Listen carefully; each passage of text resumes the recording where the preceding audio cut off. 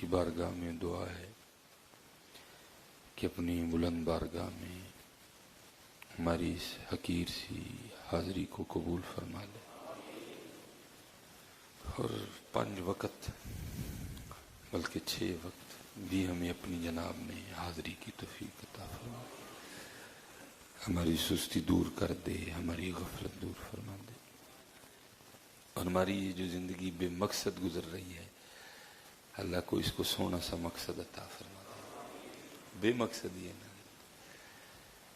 حکیم صاحب رحمۃ اللہ تعالیٰ علیہ فرمایا کرتے تھے بچے پیدا کر لینا کو بہادری نہیں ہے، وہ تو کتی کے گھر بھی ہو جاتے ہیں یہ کوئی بہادری تو نہیں ہے، کو روٹی کھا لینا بھی بہادری نہیں ہے، ہاتھی تجھ سے کئی گنا زیادہ کھاتا نہیں ہے، بہادری بندگی ہے، بہادری بندگی ہے۔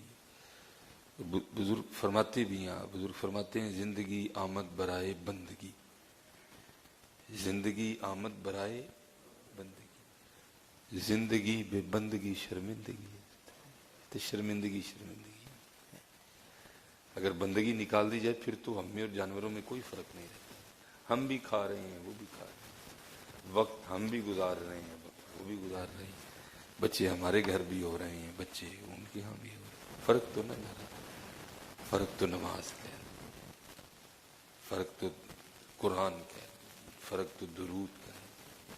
فرق تو ذکر کا ہے، اللہ ذکر وہ سارے بھی کرتے ہیں، اس لیے حضرت جی دعا کیا کریں یا اللہ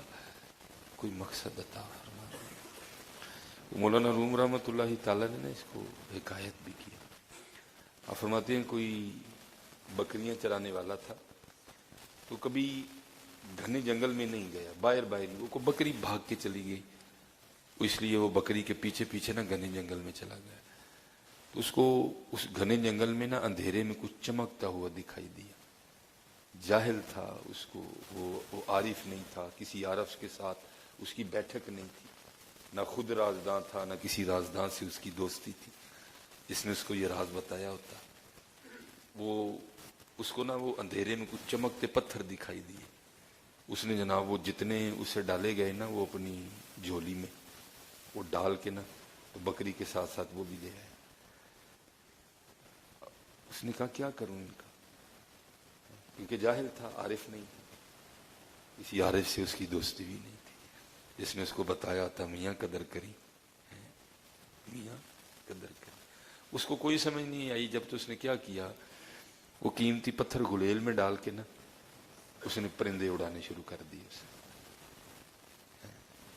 وہ مولانا روم فرماتے ہیں آخری اس کے پاس نا وہ چمکنے والا پتھر رہ گیا اور اس نے اس کو گلیل میں رکھ کے نا وہ چھوڑنے والا تھا تو کوئی عارف گزر رہا تھا سنیارا، اس کی نظر پڑی تو اس سے پہلے وہ چھوڑتا وہ بھاگتا ہوا آیا اور نے اس کا ہاتھ پکڑ دیا، اس کو کہتا ہے تو پاگل تو نہیں ہو گیا، اس نے کہا کیوں، اس نے کہا یہ کیا کرنے لگا، اس نے کہا میں پرندہ اڑانے لگا، اس نے کہا تو اڑانے تو پرندہ لگا ہے لیکن تجھے پتہ ہے تو کس سے پرندے اڑا رہا ہے، اس نے کہا چمکنے والے پتھر سے، اس نے کہا وہ جاہل آدمی یہ چمکنے والا پتھر نہیں ہے، یہ دنیا کا سب سے قیمتی ہیرا لال ہے، اس نے سر پکڑ لیا، اس نے کہا سر کیوں پکڑ لیا، بچ تو گیا ہے، اس نے کہا یہ جو بچ گیا اس پہ سر نہیں پکڑا، جو کہیں سو چلا دی اس پہ سر پکڑ رہا ہے۔ یہ لکھنے کے بعد مولانا روم فرماتے ہیں بندیا تیرے سا بھی قیمتی لال نے میاں، تیرے لمحات بھی قیمتی لال نے، انہاں نو اڑانا انہاں نو ضائع نہ کرنی، قیمتی لال نے، حضرت جواب دینا ہے، ایک لمحے کا جواب دینا، وکری گالیں ہم بھول گئے، جواب تو دینا نہیں ہے۔ نبی علیہ السلام نے فرمایا جب تک 4 سوالوں کا جواب نہیں دو گے اپنی جگہ سے نہیں ہل سکو، اور ہم نے ایک سوال یہ بھی ہے جوانی کیسے گزاری،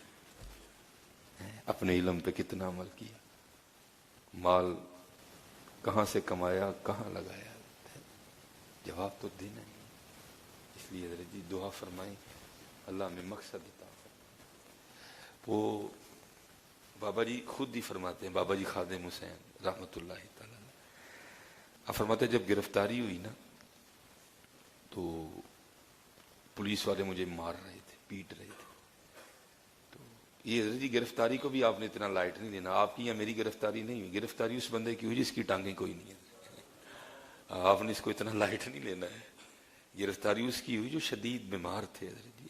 بڑھاپا بھی تھا. اب فرماتے گرفتاری ہوئی نا تو پولیس والے مجھے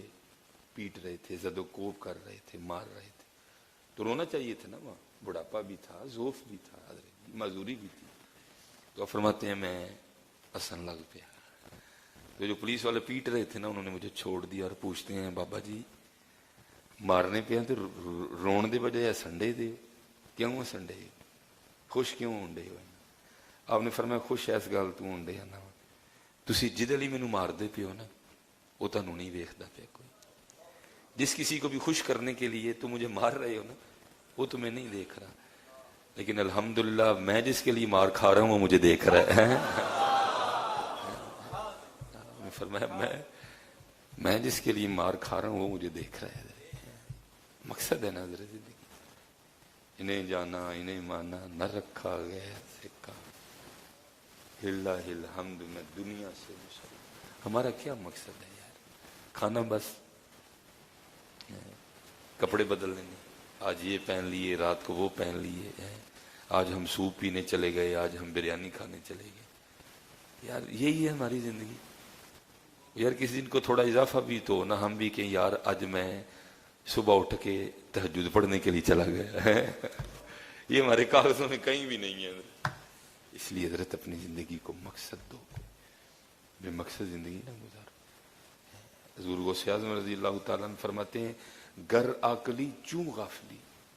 او بھائی اگر تو عقل مند ہے تو پھر تو کیوں غافل ہے؟ ویسے ہم اتنے سیانے ہیں, آج تک حضرت کبھی آپ نے یہ نہیں سنا ہوگا کوئی بندہ شلوار پہنے بغیر باہر آ گیا ہوا, کبھی سنا ہوا آپ نے کہیں؟ ہم اتنے سیانے ہیں حضرت جی, لیکن پتہ نہیں حضرت ہمیں نماز کیوں بھول گئی ہے, پتہ نہیں ہمیں قرآن کیوں بھول گیا, پتہ نہیں حضرت ہم نے ذکر کیوں چھوڑ دیا. یہ جو حضرت پڑھ رہے تھے نا کہ ہم نے تجھ در دیکھا سرکار نظر آتے ہیں, نظر سرکار میاں, لیکن پہلے تم ہی تو اس رستے تے آنا جڑا سرکار نے دسیا میاں. تو بھی تو اس رستے پہ آنا جو سرکار کی طرف جاتا ہے میاں. میں تو اکثر پروگراموں میں کہتا ہوں حضرت جی بھول ہم سب کو یہی لگی ہے کہ ہم مدینے جا رہے ہیں. میں کہتا ہوں بھائی اپنی اپنی گڈیاں کھلار کے ویکھیے سارے,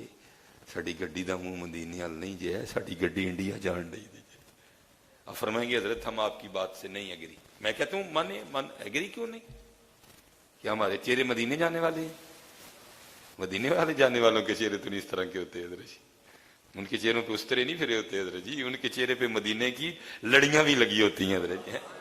جو مدینے جانے والے ہوتے ہیں حضرت ان کو پتہ ہے ہم مدینے جا رہے ہیں, اور جن کی بارگاہ میں جا رہے ہیں ان کو یہ پسند ہے, ان کا یہ حکم ہے,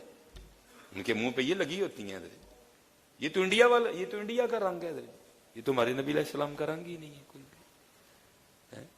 اس لیے ہم کہہ سارے یہ ہیں گل پاؤ فلاں دے یار میں مدینے چلی ہوں, میں مدینے کوئی نہیں چلی حضرت جی. مدینے جانے والوں کے رنگ تو کچھ اور ہوتے ہیں حضرت جی. اور قربان جاؤں جو مدینے جانے والے ہوتے ہیں وہ خود ہی نہیں جانے والے ہوتے ہیں, پھر مدینے والی سرکار اتنا کرم کر دیتے ہیں وہ ہر ایک کو مدینہ لے جاتے ہیں.